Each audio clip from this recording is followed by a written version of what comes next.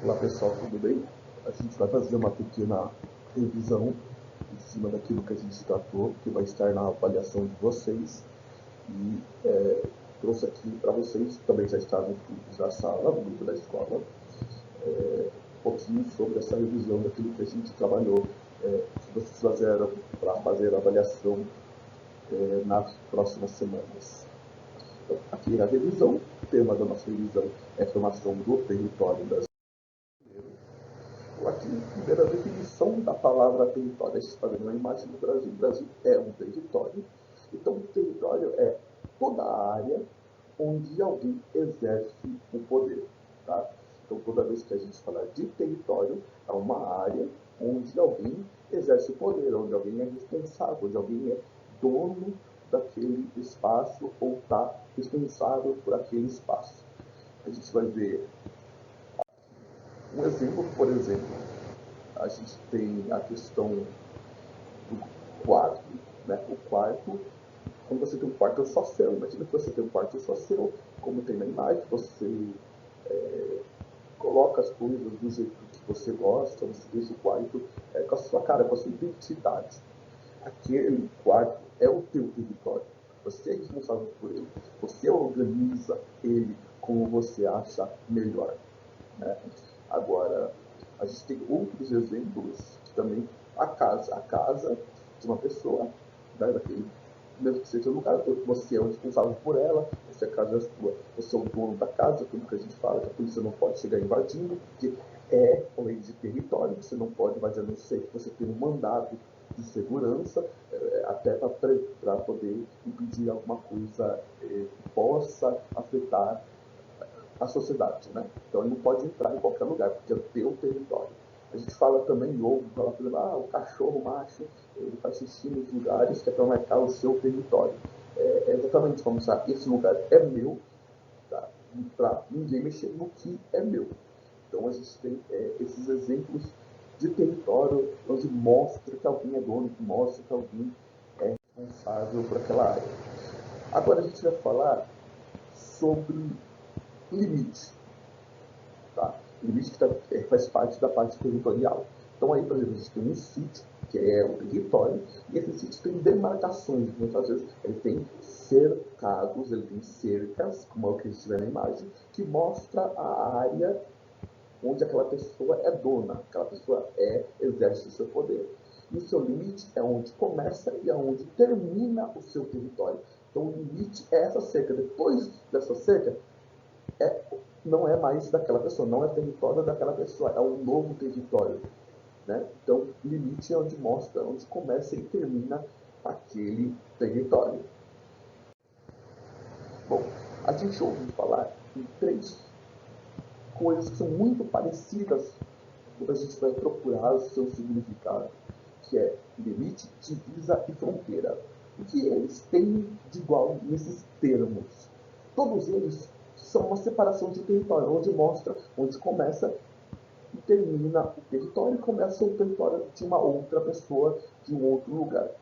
Tá? Então, eles têm essa semelhança de mostrar onde começa e termina um território e começa um novo território. Bom, agora, se a gente falou do que a gente tem igual, e agora a gente vai falar do que temos em suas diferenças. Bom, aí a gente tem um exemplo de limite. Se você já andou de carro, já andou de ônibus, já conheceu um pouquinho de outra cidade, você deve ter preparado com placas como essa. E observe essa placa, que indica um limite. Limite de municípios. Limite entre Ibaté e Araraquara. Então ele mostra onde está dizendo que está chegando ali no limite, por exemplo, de Araraquara, e onde você vai começar em Ibaté. Você está chegando em Ibaté, está saindo dos limites de Araraquara. Então, o limite é essa divisória onde está indicando que está acabando Araraquara e começa Ibaté. Tá? Mas qual é a diferença? A diferença é justamente isso. Limite, como diz ali, limite de municípios, limite de cidades. Então, onde termina uma cidade e começa outra, essa divisória a gente chama de limite. Agora, divisa. Você também já deve ter visto, né? Se você já viajou, visto uma placa como essa. Essa placa diz divisa de estados, divisa entre São Paulo e Minas Gerais. De novo, semelhante ao limite, só que quando a gente fala agora de separação de territórios estaduais, quando você está chegando no limite onde está acabando Minas Gerais e está começando São Paulo, essa separação desse território é chamada de divisa. Então, quando eu falo limite, estou falando de separação de cidades, né?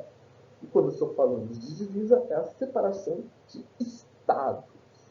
E, finalmente, a gente tem a fronteira. Aqui a gente está mostrando, aqui é o Brasil, desse lado a gente tem o Paraguai e do outro lado a gente tem ali mais para frente a Argentina. Então ali mostra uma placa, uma divisória que mostra a fronteira. Então quando eu falo de separação de territórios, onde acaba um território e começa outro de nível de país, a gente fala que essa linha de separação é uma fronteira, tá? Então, são essas as diferenças entre elas de nomenclatura, de nomes.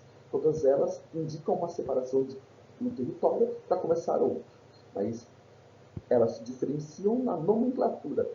Limites, municípios, divisas, estados, fronteiras, países. Tá? Então, isso é bastante importante perceber isso, e isso tem um tanto, como a gente viu, nas placas. Bom, agora a gente vai falar de chegada dos portugueses. A gente falou que o começo, o início, que vai dar o pontapé inicial, as primeiras formações territoriais, os primeiros limites, divisas, fronteiras do Brasil, começam com a chegada deste grupinho aqui, comandado por Pedro Álvares Cabral, que chega ao Brasil e quando começa a dominar e ocupar esse território, ele começa a formar o primeiro território. A gente vai ver essa formação inicial. Bom, então, como eu falei para vocês, então, eles vão dominar a parte litorânea, o litoral brasileiro todo, até porque não conheciam todo o Brasil, tanto que vocês viram ou ouviram ou vão ver nas matérias de história, por exemplo, em que eles achavam no início que era uma ilha, e depois vai descobrindo que esse território era muito maior do que eles imaginavam. E aí que eles vão entender isso. E por causa desse falta de entendimento, eles não conseguiam explorar todo o território, porque tinham várias tribos de índios, tinham índios perigosos, então, medo de se perder. Então, havia depois, mais tarde, grupos que vão fazer isso, mas isso vocês verão numa história. A gente precisa entender que eles não estão só explorar a parte litorânea no início do conhecimento do território. Bom, o que nós estamos vendo aqui é a primeira grande divisão que a gente pode citar do território por parte dos portugueses, responsáveis por este início, que são chamados de capitanias hereditárias, que dividiu nessas faixas que vocês estão vendo aqui no mapa. Então, neste mapa, a gente tem, aqui como vocês podem ver, esta formação. E aí a gente já vê alguns territórios, por exemplo, no Bahia, que já existiam Piauí, então a gente consegue os nomes que são muito semelhantes ao nome são o nome dos estados hoje. Bom, o que seria essa divisão? Essa divisão foi feita porque o rei de Portugal não tinha interesse nesse território, eles não viam nesse início que esse território poderia trazer grandes riquezas para um investimento, de trazer e explorar mais esse território. Então, ele queria de uma forma que ele não precisasse fazer grandes investimentos no território que aparentemente não daria riqueza, e mais tarde vai descobrir que vai dar muita riqueza. Então, o que ele faz? Ele cria as capitanias hereditárias. O que seriam as capitanias hereditárias que formam, que formam o início desta divisória, desta fronteira, dessa formação territorial do Brasil? Que é através do quê? Ele nomeou pessoas que ficariam responsáveis por essa faixa, uma faixa desse território brasileiro, como falei, da parte portuguesa, na parte litorânea, né, todo o ambiente que pertencia ali já a Portugal. E esses capitães passavam, né, depois que ele morria, passavam para o filho, então era uma coisa de herdeiro, o herdeiro ficava com a posse daquela terra em nome da coroa portuguesa. Então o capitão é porque eles comandavam aquele território para explorar, seja a parte de cultura principalmente, e hereditário porque passava de pai para filho, né? Não tinha uma nova nomeação de outro capitão, e sim era passado de geração em geração. Por isso, capitanias hereditárias. Então, as capitanias hereditárias são essas faixas de terra que são dadas a esses capitães, que tudo que eles produzirem, boa parte, vai ser pago imposto para a coroa portuguesa. Então, essa é a primeira grande divisão do território. Bom, falando agora do Tratado de Tordesilhas, o que acontece é que a Espanha, que já tinha explorado outros territórios e vai fazer essa grande, vamos considerar uma grande fronteira dentro do território brasileiro, mais uma ideia de formação do território brasileiro inicial, é que do outro lado, a gente sabe que a gente tem ali fronteira do Brasil, Bolívia, a gente tem Argentina, Uruguai, entre outros. E esses países foram dominados há anos antes da chegada dos portugueses. Em 1492, a chegada de Cristóvão Colombo na América e a exploração desse território americano deu o direito dos espanhóis explorarem aquele território. Então, eles diziam, poxa, eu cheguei aqui, o Brasil faz parte, está do lado, muito próximo, a gente chegou muito próximo do Brasil, não é da noite para o dia que a gente explora todo esse território. Então, houve esse questionamento, eu quero ficar com esse território. Então, para evitar um grande conflito, até porque a gente sabe que tem uma crise vivendo na Europa, por isso até a chegada deles, a gente já comentou essas histórias, e vocês verão mais uma vez em história essa parte, eles fazem um tratado. Então, o lado, metade do Brasil para o lado onde fica a Amazônia, né, onde ficam os outros territórios espanhóis, ficou para a Espanha, e o lado litorâneo, né, do mar, onde chegou os portugueses, ficaram com os portugueses. Até por isso o começo também de uma grande diversidade territorial, que é os próximos temas das aulas. Bom, e aí agora a gente fala da regionalização. Lembre-se, regionalizar é agrupamento de territórios. Tá? Então, regionalizar são agrupamentos de territórios. Falamos também em aula que a gente pode fazer isso com qualquer território. Qualquer território pode ser regionalizado. Tá?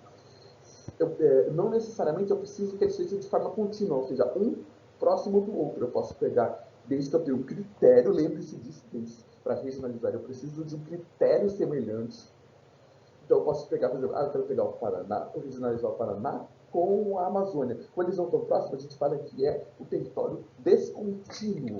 Se eles estivessem um do lado do outro, como é a formação territorial do Brasil hoje, a gente fala que eles são contínuos, não há uma separação de mar, nem terras que separam essa regionalização.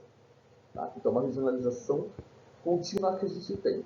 Mas eu posso regionalizar de forma descontínua, novamente, desde que eu tenha um critério.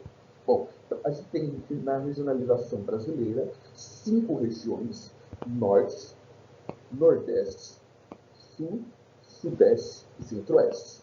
Qual foi o critério? O critério foi econômico, cultural, social, né? Então, e acabou, coincidentemente, sendo de forma contínua. Tá? Então, eu tenho esse critério para poder fazer isso. E encerrando aqui a nossa revisão, a regionalização geoeconômica. Como eu falei, eu posso regionalizar com qualquer tema um território.